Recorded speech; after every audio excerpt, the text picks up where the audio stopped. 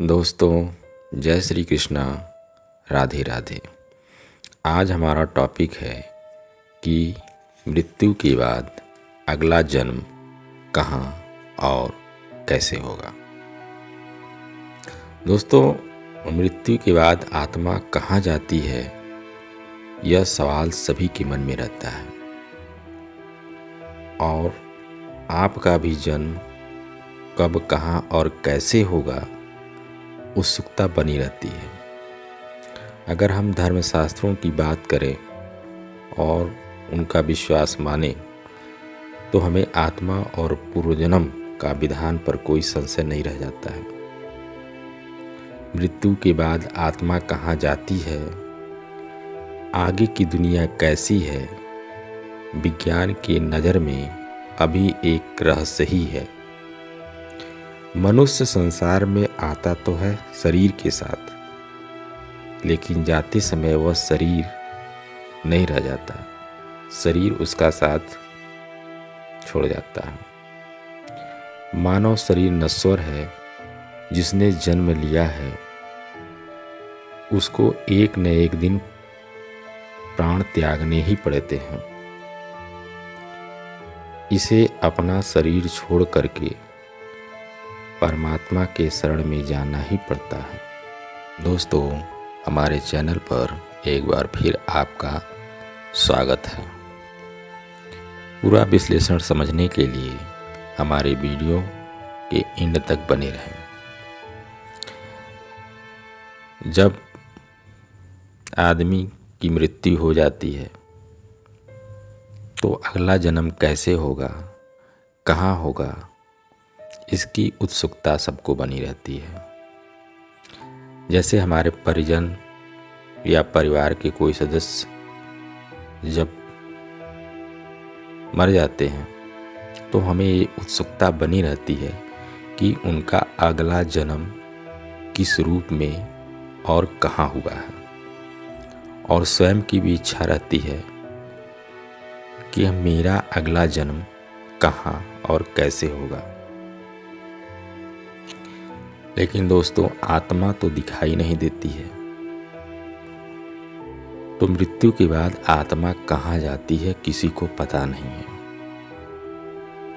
अगर हम धर्मशास्त्रों की बात करें तो यही निष्कर्ष निकल के सामने आता है कि जो लोग अच्छे कर्म करते हैं उनको स्वर्ग की प्राप्त होती है, जो लोग बुरे कार्य करते हैं उनको नरक की प्राप्त होती है, और कुछ लोगों की आत्मा यमलोक पहुंचती है।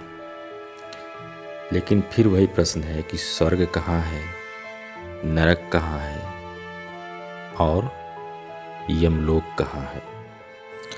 अब प्रश्न यह उठता है कि जब आत्मा शरीर छोड़ती है तो आत्मा को शरीर छोड़ने के लिए कोई विवश करता है या कोई दिव्य शक्ति उसको भेजती है आत्मा को कि आप वहाँ जाएं, या आत्मा स्वयं की मर्जी से जहाँ जाना हो वहाँ जाती है।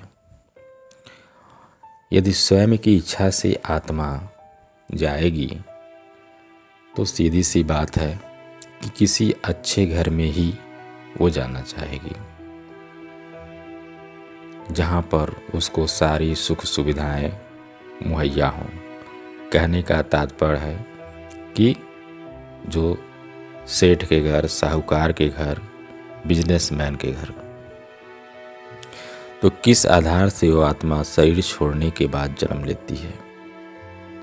तो अब हम यह देखेंगे कि किस आधार से वह आत्मा शरीर छोड़ने के बाद जन्म लेती है, और इसको हम समझने का प्रयास करेंगे। हम अपने जीवन से ही देखते हैं, उसी से सीखते हैं। जैसे हमको कहीं जाना होता है तो हमारे संकल्प में होता है कि हमें वहाँ पर जाना है, तो पहले हमारा संकल्प हो जाता है और जो हमारा फिजिकल शरीर होता है वो बाद में जाता है। लेकिन जब हमारे पास फिजिकल शरीर नहीं है फिर भी हमारा संकल्प चलता रहता है, अर्थात मन और बुद्धि जहाँ स्थित होगा वही वह सूक्ष्म शरीर के साथ हाजिर हो जाएगी।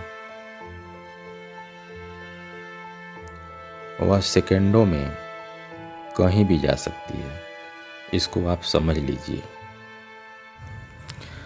आत्मा कहाँ जाएगी, इस विषय पर 3 प्राविधान किए गए हैं, जिसमें पहला आता है संस्कार,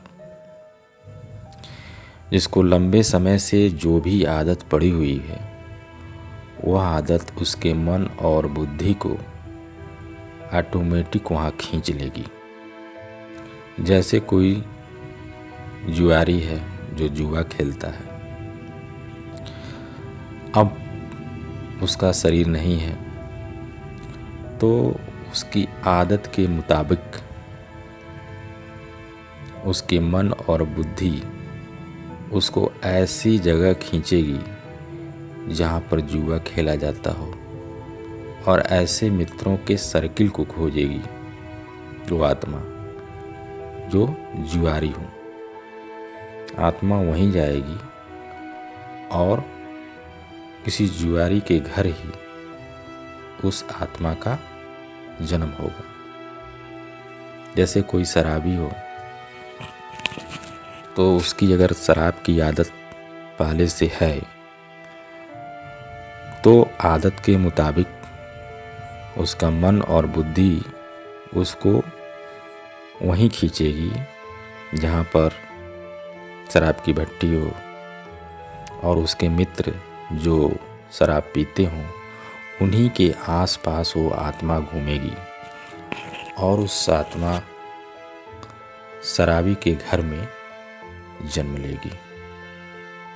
अगर किसी की पहले संगीत में रुचि है तो मन और बुद्धि वहीं खींचेगी जहाँ संगीत का व्यापार होता होगा, जहाँ संगीत सिखाया जाता होगा, उसी के घर में उस आत्मा का जन्म होगा।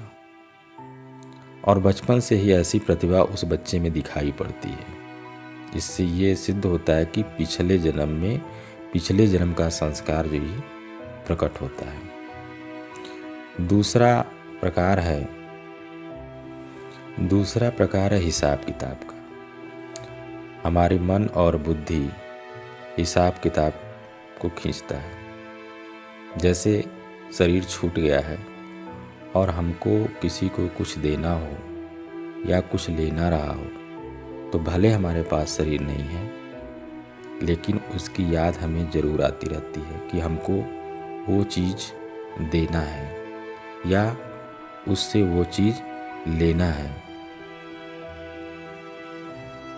वहाँ आत्मा सूक्ष्म शरीर के साथ उपस्थित हो जाएगी और उसके चारों ओर चक्कर लगाएगी और उसी के इर्द गिर्द आत्मा का जन्म होगा। तीसरा प्रकार है संबंध मन और बुद्धि को खींचता है। संबंध का तात्पर्य है कि आप पिछले जन्म में किसके साथ कैसे रहे हैं, कौन आपको प्यार दिया है, कौन आपको सुख दिया है, कौन आपका जीवन बदल दिया है, कौन आपको आगे बढ़ाने में सहायता किया है, उनकी याद आपको जरूर आएगी। उनके आसपास आत्मा सूक्ष्म शरीर के साथ चक्कर लगाती है।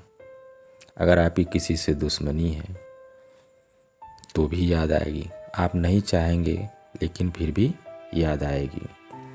तो इस दोनों प्रकार के संबंध आत्मा इन दोनों प्रकार के लोगों के इर्द गिर्द चक्कर लगाती रहती है और उसी के आसपास जन्म होता है। जब बच्चा घर में जन्म लेता है तो उनके माता पिता या सगे संबंधी खुश होते हैं और उसके लिए नाना प्रकार की व्यवस्थाएं करते हैं, उसकी सुख सुविधा का ध्यान रखते हैं उसके लिए प्रॉपर्टी खरीदते हैं। लेकिन समय बीत जाने के बाद जब बच्चा बाप को तंग करने लगता है, दुख देना शुरू कर देता है और प्रॉपर्टी को छीनने लगता है, तो इस तरह हम देखते हैं कि बचपन से ही यह सब हिसाब किताब चलता रहता है। कहने का तात्पर्य ये है कि शरीर छोड़ने के बाद भी आत्मा सूक्ष्म शरीर के साथ रहती है और अपना हिसाब किताब और अपना बदला लेने के लिए आसपास का चक्कर लगाती रहती है।